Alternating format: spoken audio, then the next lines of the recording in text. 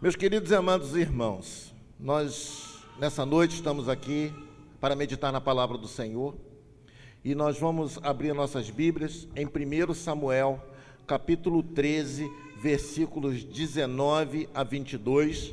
Vamos fazer a leitura na nossa versão da NVI, Nova Versão Internacional.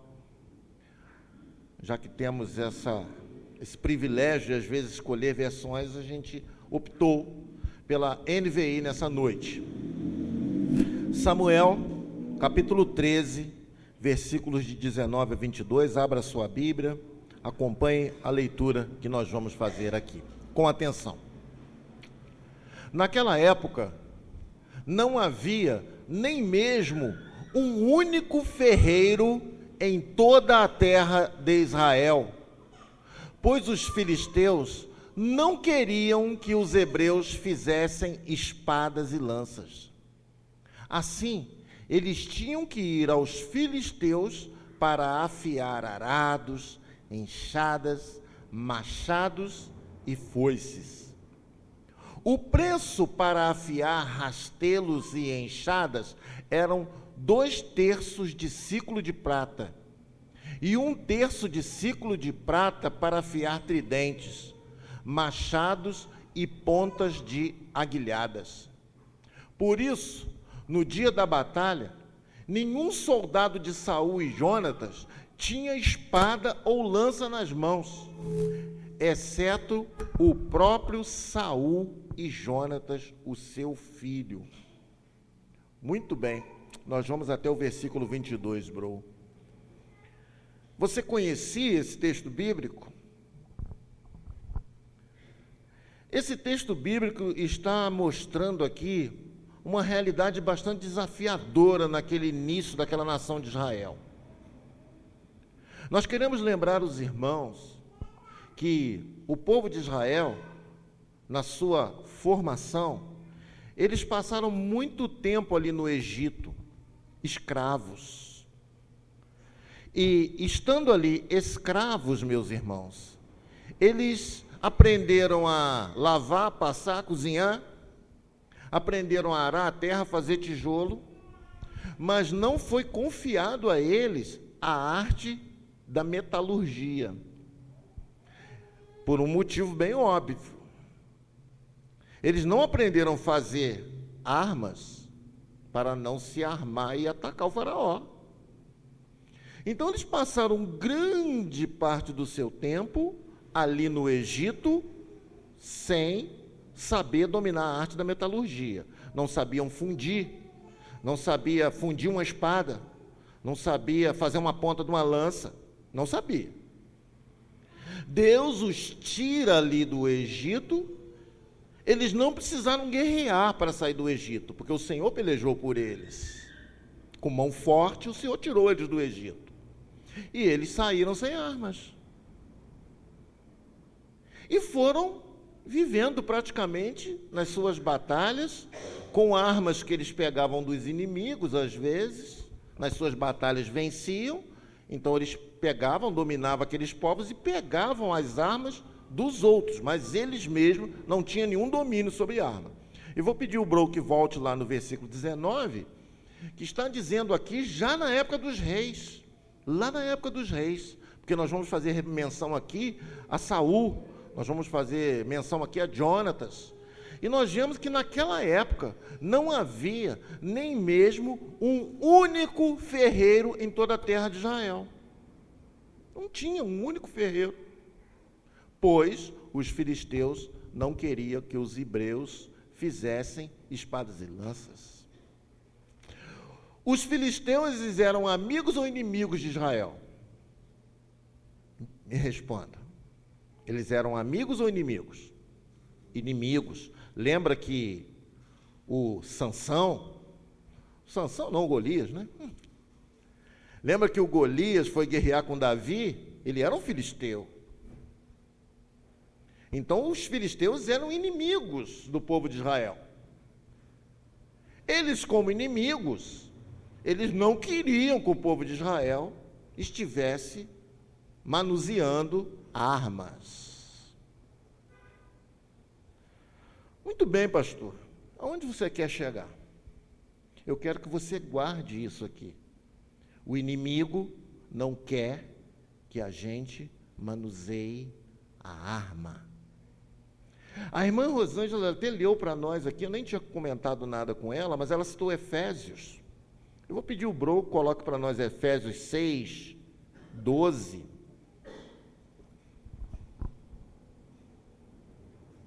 Depois nós vamos voltar nesse texto de novo, tá, Bro? Eu vou te perturbar hoje. Nós vamos ler depois 1 Samuel de novo.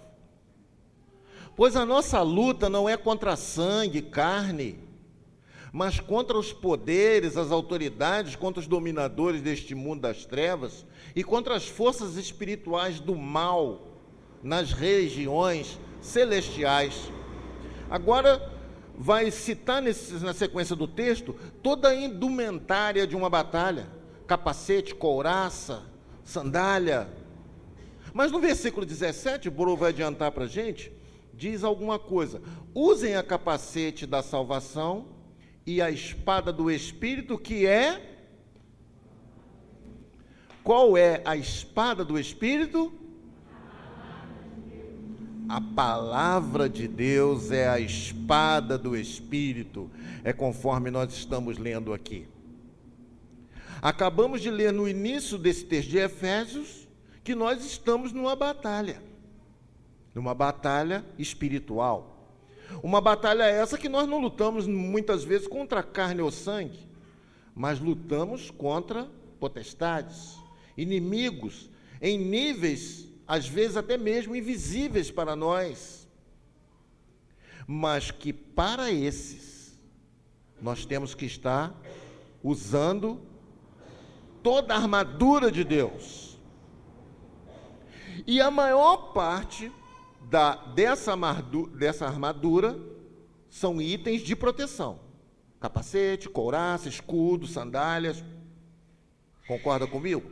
Tudo é para proteção. Mas tem apenas um item nessa armadura de Deus que é capaz de causar dano, que é capaz de ferir, que é uma arma, e é a espada. E a espada do Espírito é a palavra de Deus. Voltando lá para os Filisteus, agora sim, 1 Samuel de novo, 13, 19, os irmãos percebem que o inimigo não quer que nós nos armemos. O ano de 2026 acabou de começar. Muita gente já fez aquele propósito: esse ano eu vou ler a Bíblia toda. E hoje é o dia 18. Muita gente já desistiu. Não conseguiu nem terminar talvez o livro do Gênesis. Se você queria ler a Bíblia toda em um ano, você precisaria ler 3 capítulos durante a semana e 5 capítulos aos domingos. Então, quem está fazendo a sequência dessa leitura já está lá no livro do Êxodo, mas tem muita gente que já ficou pelo caminho. Você sabe por quê? Porque realmente o inimigo não quer que nós lemos a palavra de Deus. Porque o inimigo sabe que essa arma, ela é poderosa. E quando o crente manuseia essa arma, ela é poderosa para salvar vidas, ela é poderosa para nos manter de pé, ela é poderosa para nós detectarmos heresia, ela é poderosa para a gente logo perceber alguma coisa que não é a vontade de Deus. Então essa arma, ela é poderosa. No versículo 20, nós vemos uma coisa muito interessante. O povo de Israel, como eles não tinham ferreiros, eles tinham que ir aos filisteus para afiar arados, enxadas, machados e foices. Oh, meus irmãos, é triste quando o servo de Deus tem que se submeter ao inimigo. É triste quando o servo de Deus está pegando conselho no campo do inimigo. É triste quando o servo de Deus, ele que não manuseia a palavra, ele não consegue tirar nada dessa palavra que o estimule, que o corrija, que o ajude, e ele tem que ir lá no campo do inimigo procurar, às vezes, uma palavra de conforto, procurar uma palavra de estímulo. No Brasil, se não me engano, o livro que ainda é mais comercializado é a Bíblia. Nós temos um grupo grande de evangélicos no Brasil, católicos, cristãos. Então, a tiragem de Bíblia, ela é muito alta. Mas, isso não significa necessariamente que ela é lida, tá? Mas o segundo grupo de livros que são mais vendidos são os livros de autoajuda. Eles são aqueles livros fininhos, né? E você lá, e nada contra, tá? Tem muitos livros daquele ali que tem coisas boas, muito boas, tem autores bons no Brasil, dentre eles o Augusto Cury, né? Que até mesmo se confessa hoje um convertido ao Evangelho, alguém que, começando a investigar, ele era ateu, ele mesmo se denomina que ele era um grande ateu, mas quando ele foi escrever um livro sobre Jesus e sobre como que Jesus tratava as pessoas, como que era a inteligência de Jesus, ele se rendeu ao Evangelho e se converteu à palavra de Deus. Então, hoje também ele professa a sua crença no Evangelho. Mas os livros de autoajuda no Brasil também são grandes. E muita gente está realmente indo no campo do inimigo para poder amolar sua foice, amolar sua enxada, né? Afiar o seu arado. Era como aqueles israelitas faziam. Eles iam lá nos filisteus. Agora, os irmãos, imagina uma coisa. Você ia no inimigo para ele amolar suas ferramentas. Os irmãos acham que aquelas ferramentas ficam bem afiadas? O que vocês acham? Vocês acham, meus irmãos? Sinceramente, vocês acham que os camaradas caprichavam naquela afiação? Você acha que ele botava aquela foice mesmo tinindo, naquela que a gente passa no braço assim, Zé Carlos, e tira até o cabelo? Você acha que eles faziam isso? Vocês acham que eles pegavam aqueles arados, né, que enchiam? Eles não queriam que eles tivessem fartura. Molar arado o quê? Molar enxada o quê? Machado, então, machado pode ser uma arma? Botava o machado mais ou menos. E o pior, no versículo 21, o preço para afiar rastelos e enxadas era 2/3 de um ciclo de prata. Eu não sei quanto que é 2 ciclos de prata, mas eu sei que a grama de prata, eu fiz uma cotação hoje, a grama de prata está R$ 14,50. Então eu acredito que um ciclo é muito mais do que R$ 14,50. E está falando aí que era 2/3 de um ciclo de prata. Então, para amolar uma ferramenta, saía caro, meus irmãos. E o que isso nos chama a atenção? Chama a atenção que, quando a gente paga um preço muito caro por desconhecer. A gente paga um preço muito caro por desconhecer a palavra de Deus. Aliás, a Bíblia diz, é triste, né? Mas a Bíblia diz: errais por não conhecer as Escrituras e nem o poder de Deus. Está lá em Mateus 22, 29 em diante. Então, meus irmãos, eles tinham que ir aos filisteus para amolar as suas ferramentas, e o preço era alto. É triste quando o ser humano não conhece o refrigério da palavra de Deus, e como isso tem saído caro. Os irmãos não pensem que aqueles que manipulam coisas que preveem o futuro, que isso não tem um custo alto. Você acha que alguém que joga cartas, manipula búzios, faz leitura de mão, ou faz qualquer coisa assim, ou faz qualquer mandinga, ou faz qualquer coisa, que ele faz isso de graça? Não faz de graça. Tem muita gente que até mesmo se enriqueceu só trabalhando para gente famoso. E o camarada vai lá e faz uma consulta, aquela consulta sai cara. Então, o crente também, quando ele se distancia da palavra de Deus, que é essa arma poderosa, quando o crente se distancia dessa arma que está à nossa disposição, nós estamos sujeitos, meus irmãos, a pagar um preço muito alto para ter nossas ferramentas amoladas. Os irmãos precisam levar mais a sério a palavra de Deus. E no versículo de número 21, na sequência, nós temos aqui algo. Esse é o 21, né, bro? O 22, então, bro. Obrigado. Vamos colocar o 22. Por isso, no dia da batalha, nenhum soldado de Saul e Jonatas tinha espada ou lança nas mãos, exceto o próprio Saul e Jonatas, seus filhos. Eles iam para a batalha sem preparo nenhum. Eles iam para a batalha sem ferramenta, sem arma. Só Saul e Jonatas, seus filhos, é que tinha espada, que tinha lança. Eles iam para a batalha com o quê, pastor? Um pau. Eles iam para a batalha com a foice mal amolada.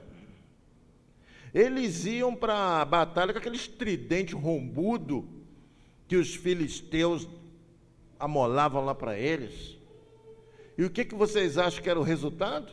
Uma carnificina total. Porque, já pensou? Você lutando com Ansim e o camarada com a lança? Você lá com o machadinho na mão e o camarada com a espada? E aqui nos chama muito a atenção o quê? Exceto Saul e Jonatas, que eram reis, que eram líderes. Somente eles é que tinham as armas. Meus irmãos, isso chama muita atenção da liderança. Porque nós temos visto em nossos dias uma grande parte dos servos de Deus despreparados. Por quê? Porque a arma está na mão só do pastor, só do líder. O líder tem arma, o líder se prepara, mas ele não deixa a arma à disposição do povo. Então nós que somos líderes, nós que somos pastores, nós temos que realmente prezar para que essa palavra, que é a arma, ela esteja na mão de cada um. Aliás, esse foi um sonho dos reformadores, não é? Lutero, quando começou a reforma, ele quis tirar a Bíblia da mão dos líderes e colocar a Bíblia na mão do povo. Traduziu a Bíblia para a linguagem comum, para que aquelas pessoas que não sabiam latim, que não sabia grego, que não sabia hebraico, então trabalhou. Os reformadores trabalharam para que a Bíblia estivesse na mão do povo. Lembra que o inimigo não quer que a Bíblia esteja na mão do povo? O inimigo não quer. E tem muitos líderes, meus irmãos, que eles estão servindo ao inimigo, não permitindo que as pessoas se interessem para ler a Bíblia.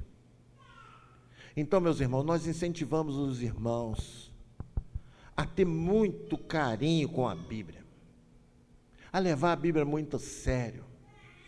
O irmão Rogério, nessa semana, que ele faz as postagens do nosso grupo de leitura da Bíblia, né? Nós temos um grupo muito Nutella de leitura da Bíblia, que a gente lê um capítulo por dia. A gente leva 3 anos, tá, irmão Eduardo, para ler a Bíblia. Tá? Ih, pastor, vocês são fracos, né? Mas nós estamos desde 2018, né? Já estamos aí há 8 anos, né? Quase nessa jornada aí. Né? Vai completar aí 8 anos que a gente está nessa jornada de lendo a Bíblia, um capítulo por dia. Nós já estamos na terceira jornada. Né? Nós estamos já na terceira jornada de leitura da Bíblia. Então, meus amados irmãos, nós percebemos que mesmo devagar e sempre, a gente está incentivando o povo, vamos ler a Bíblia, pessoal. Não vamos deixar de ler a Bíblia. Vamos ler a Bíblia. Vamos estudar a palavra de Deus. Vamos levar Deus a sério. né? Não vamos ficar realmente nas mãos do inimigo. Vamos nos armar, vamos nos preparar, vamos cada dia mais ter carinho pela palavra de Deus. E o irmão Rogério, nessa semana, quando eu estava falando dele, ele postou um vídeo de um jogador muito jovem, um jogador, se não me engano, do Corinthians, e ele estava dando entrevista com a Bíblia debaixo do braço. E um repórter perguntou para ele, né? Mas você dá entrevista com a Bíblia debaixo do braço? Ele pôde testemunhar. Então, a Bíblia me acompanha em todos os lugares, aonde eu vou a Bíblia está comigo, eu leio ela, né? Então, que bonito, um atleta, um jovem, alguém que tem um carinho tão grande pela palavra de Deus e que pôde realmente passar isso aí adiante, pôde aí estimular as pessoas. Então, meus amados irmãos, nós queremos que os irmãos realmente tenham um carinho maior pela Bíblia, pela palavra de Deus, que os irmãos se interessem por ela, porque em muitos lugares eles gostariam de ter a oportunidade de ler a Bíblia e não têm. Nós temos a oportunidade e privilégio de ter a Bíblia em várias versões do nosso idioma, com um preço bastante acessível, e mesmo se a gente não tivesse nem dinheiro, a gente consegue baixar ela no nosso celular, né? A gente consegue ouvir ela pelo rádio, a gente consegue ouvir pela televisão, a gente tem ela em áudio, tem MP3, enfim, a Bíblia, ela está à disposição nossa. As armas, elas estão conosco, nós não estamos desarmados. O que está faltando então? Como disse a Rose, o problema não é um alimento, é a falta de apetite. Então, o problema não é a arma, é a vontade de não lutar, é a disposição de não lutar. Se nós quisermos lutar, realmente, essa aqui é uma ferramenta poderosa. Que Deus abençoe sua santa e preciosa palavra a cada dia em nossos corações. Que nós possamos, quando olhar para um texto como esse, que a gente passar novamente por ele, a gente possa perceber que a estratégia do inimigo, ela continua a mesma. Os filisteus não queriam que eles fossem armados. O inimigo de nossas almas não quer que você jamais leia a Bíblia, jamais você leia a palavra de Deus. Porque quanto mais a gente lê a palavra de Deus, nós vamos ter sede de Deus. Quanto mais nós lermos a Bíblia, nós vamos ter vontade de aprender de Deus. Quanto mais nós formos aprendendo de Deus, nós vamos querer saber mais, querer saber mais, querer saber mais e mais. Então, meus amados irmãos, não desprezem, né? Tenha o prazer. Se você não tem uma Bíblia ainda, faz uma forcinha para adquirir, né? Se não tiver jeito de adquirir, fala com os amigos vão te presentear, fala com o pessoal da igreja, né? Fala aí, você não tem alguma Bíblia lá não? A gente tem, né? A gente consegue. Então, vamos fazer isso, meus irmãos. Vamos ser um povo que realmente leia a Bíblia. Leia a Bíblia. Essa semana eu estava fazendo devocional com a Rosa, aí me passei por um versículo lá, eu falei assim, poxa, eu estou na EBD, meus irmãos, desde 6 anos de idade. Eu estou na EBD, então, mais de 50 anos. Escola Bíblica Dominical, todo domingo, frequentando, 50 anos. Me passei por um versículo essa semana que eu falei com a minha esposa, falei assim, cara, eu nunca tinha visto esse versículo, não. Estava lá no nosso livro de devocional, né? Se não me engano, o livro de Isaías, né?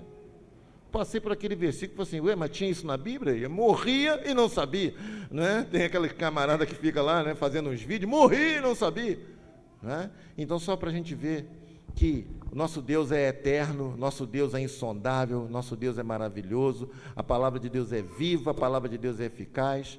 Seca a erva, murcha a flor, mas a palavra de Deus permanece eternamente. Então, meus irmãos, se alguma coisa que a gente pode confiar, que a gente precisa ter carinho, é com a palavra de Deus. E a irmã Rose falou aqui, precisamos orar, precisamos ler a palavra, precisamos orar mais e precisamos ler a palavra. Os irmãos sabiam que os grandes avivamentos que aconteceram no decorrer dos séculos, até nós chegarmos aqui, no ano de 2025, grandes avivamentos já surgiram na Europa, na América do Norte e até mesmo no Brasil. Mas esses avivamentos, eles não aconteceram fazendo show, chamando cantor, alugando estádios, botando galera para influenciar. Não. Esses grandes avivamentos, eles começaram e se tornaram grandes com gente simples, muito simples, que só tinha duas coisas na cabeça: orar e meditar na palavra de Deus. Eles tinham compromisso com a Bíblia e tinham compromisso com a oração. Isso está disponível a todos nós hoje. A nossa distância para orar, meus irmãos, é muito pequena, né? Sabe qual é a distância que nós temos para orar, meus irmãos? É muito pequena, né? Se a gente não quiser se distrair de nada, a distância que nós temos para orar, para falar com Deus, é esses milímetros aqui, olha. A gente desliga e já se conecta com Deus. Se a gente quiser, então, orar de joelho, é 50 centímetros que nos afaste de orar de joelho. Possível para todos nós. Se você quer orar sentado, é fácil, deve dar uns 50 centímetros. Né? Então, orar é muito acessível. E ler a palavra de Deus, a partir do momento que você está alfabetizado, é muito. E a partir do momento que você não está alfabetizado, Deus já providenciou gente que está lendo a Bíblia para você, mesmo sem você ser alfabetizado, porque você tem a Bíblia em áudio.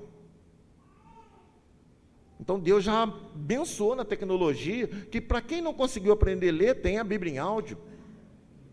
Tem a Bíblia em braille para quem é cego, não é? Já tem a Bíblia em braille, grande, muito grande a Bíblia em braille, mas tem. O cego, ele consegue através do tato. Então, meus irmãos, Deus, ele fez a sua parte para que nós estivéssemos armados. Mas não adianta a gente ter uma arma e não fazer uso dela. Infelizmente. Arma guardada lá na prateleira não vai adiantar nada. Ela precisa estar na mão, na mente e no coração. Ok? Você lembra aquele corinho que a gente cantava quando era criança? E nós vamos encerrar cantarolando, né? Essa pequena música, né? O bom cristão tem a Bíblia na mão. O bom cristão tem a Bíblia na mão. O bom cristão tem a Bíblia na mão. Tem a Bíblia na mão, tem a Bíblia na mente, no coração. Tem gente antiga aqui. Tem gente antiga aqui. Percebi isso, né? Então, o bom cristão tem a Bíblia na mão, mas também na mente e principalmente no coração. Qual a distância que você anda para vir na igreja? Pastor, eu ando 1 quilômetro. Pois se você vem com a sua Bíblia, você está pregando um sermão de 1 quilômetro. Hoje, meus irmãos, por causa dos aparatos eletrônicos, a gente às vezes não usa mais a Bíblia, né? A gente bota no celular, né? Mas saiba que quando você sai da sua casa com a sua biblinha lá, você está pregando já a palavra, alguém está falando assim, lá vai um crente ali, né? Tinha um irmão aqui na igreja, meus irmãos, lá na década de 80, o Valdeir sabe quem é, que ele disse que ele foi salvo uma vez saindo da igreja, estava saindo com a Bíblia. Ele morava lá em Caxias, foi abordado já naquela época, né? Início dos anos 80, ele foi abordado lá por um malfeitor, e quando o malfeitor foi assaltar ele e um amigo, ele estava com a Bíblia, né? O camarada olhou e falou assim, tu é crente? E não assalto crente não, que dá um azar danado. Né? Não foi assaltado porque ele estava com a sua arma. O bandido falou, deixa batido, isso aí dá um azar danado, roubar essa turma aí, eu não quero não. Né? Então, meus irmãos, só para a gente, uma simples coisa que nós vamos começando a perceber, o poder que a palavra de Deus ela tem de realmente moldar o nosso caráter, moldar a nossa vida espiritual, ela é uma arma poderosa mas é uma arma que tem o poder de fazer o bem. É uma arma que tem o poder de matar, não para danificar, mas é matar o meu eu, matar o Márcio e deixar que as palavras de Deus realmente sobrepunham naquilo que eu acho, naquilo que eu penso. A Bíblia tem o poder de matar os maus costumes que nós temos e destruir todo o pecado, destruir tudo aquilo que não presta em nós. A Bíblia, como arma, ela tem esse poder, a palavra de Deus. Então, meus irmãos, que nós sejamos, realmente pessoas que amem a palavra de Deus e que tenham esse privilégio, de realmente levar a palavra de Deus cada dia mais a sério, defendendo a santa e preciosa palavra de Deus. Amém?